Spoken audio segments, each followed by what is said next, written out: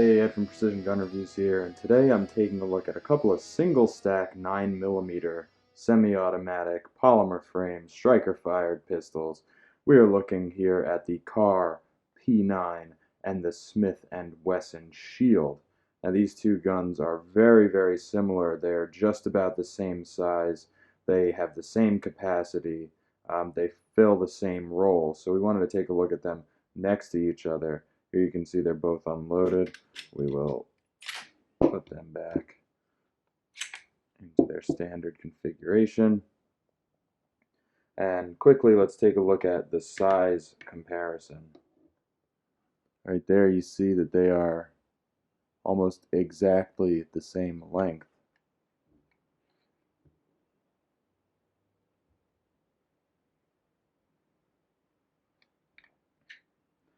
And more importantly, they are almost exactly the same height.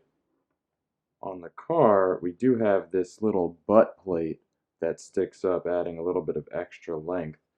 And you can get the standard base plate to put on the bottom of these, but again, the mag will still stick out just a little bit. In terms of width, they are just about the same. Smith & Wesson lists 0.95 inches wide, whereas Kahr lists 0.9. However, I'm not sure exactly where those measurements are taking place. I don't think Kahr is measuring the slide stop. I do think Smith & Wesson is measuring their takedown lever. So I would say that for all intents and purposes, they're exactly the same width. And as far as their height, I do believe that they can be considered the same height. This is not going to make that much of a difference.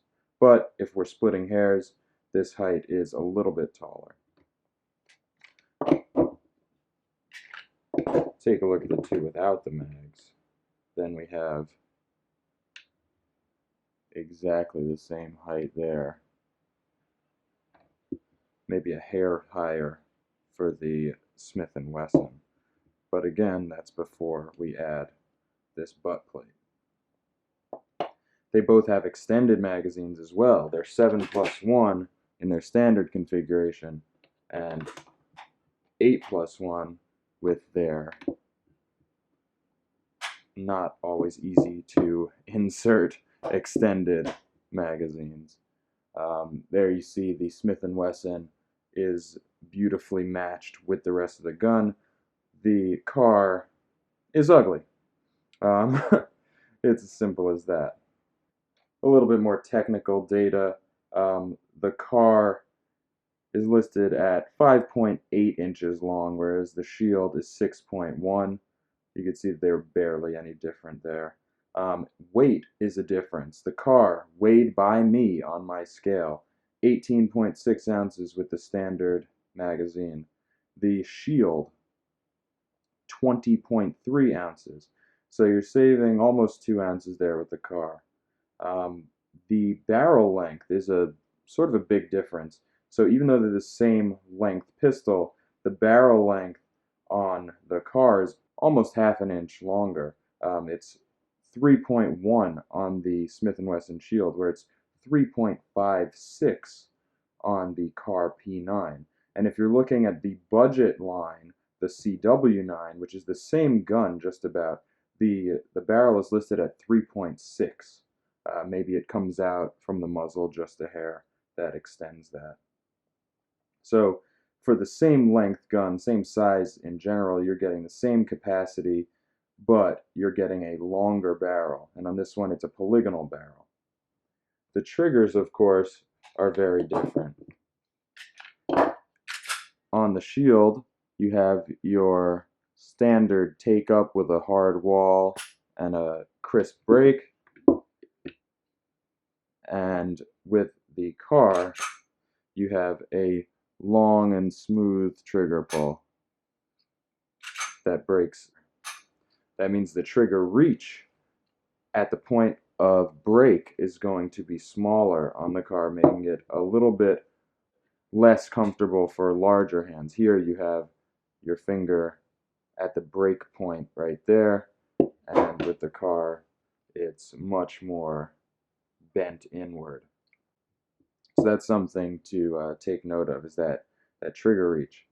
On the other hand, although they're the same height, and this is something we'll look at later with the Glock 43, you can see that the Kahr gives you more grippable area because the amount of mass from the top of the gun to the bottom of the trigger guard is less than the Shield.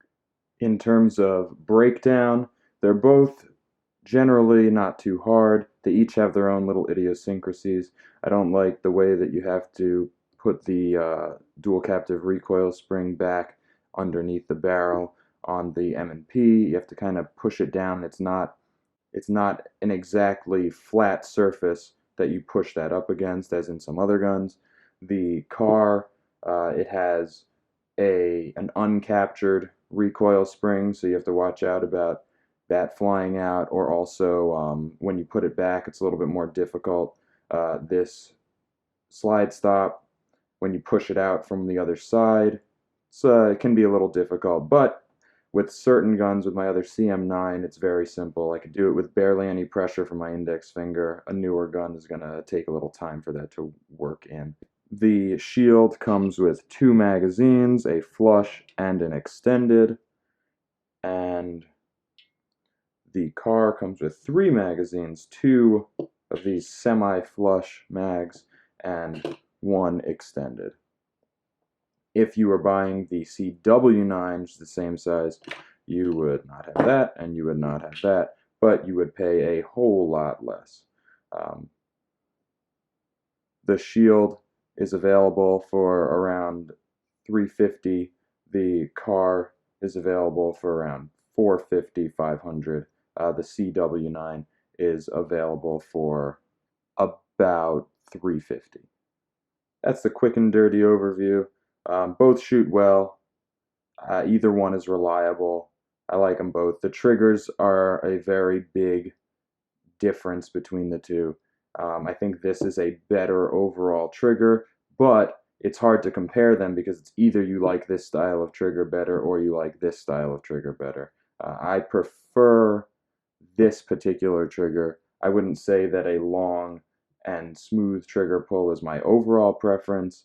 I like a trigger with a short travel and a very light, crisp break, but this one has a moderate travel and a hard wall with sort of a firm pressure required to make it break, whereas this one is smooth all the way through. Both guns are great, and again, this one has the budget line that puts it in line with the M&P Shield at the same price. Again, it would come with 1 less mag. It'll have a conventionally rifled barrel. It won't have these nice engravings on the slide, nor will it have this extra, fashionable cut on the top of the slide. And with this gun, you have 2 dovetailed steel sights. With the C series, you have a pinned-in front sight, and it's plastic. And these, again, are steel sights on the Shield. And that's about it. Hope you liked that video. If you like our videos, keep watching, subscribe to the channel, give us a thumbs up, and keep it here. Until next time, I'm Ed from Precision Gun Reviews. You stay safe out there. I just wanted to give a quick shout out and thanks to the gun store of Conway, South Carolina. They help us transfer in all of our firearms for review. And you should check out the gun store at scgunstore.com. They are a full-service firearms, guns, and gear shop with an indoor range. They stock a wide selection of handguns, shotguns, suppressors, NFA items, tactical rifles, hunting rifles, and gear. They are fully stocked with all calibers of ammunition. They have gun safes, holsters, magazines. They do gunsmithing on site if you happen to be in the Conway, South Carolina area. Additionally, they hold training courses for those in the area.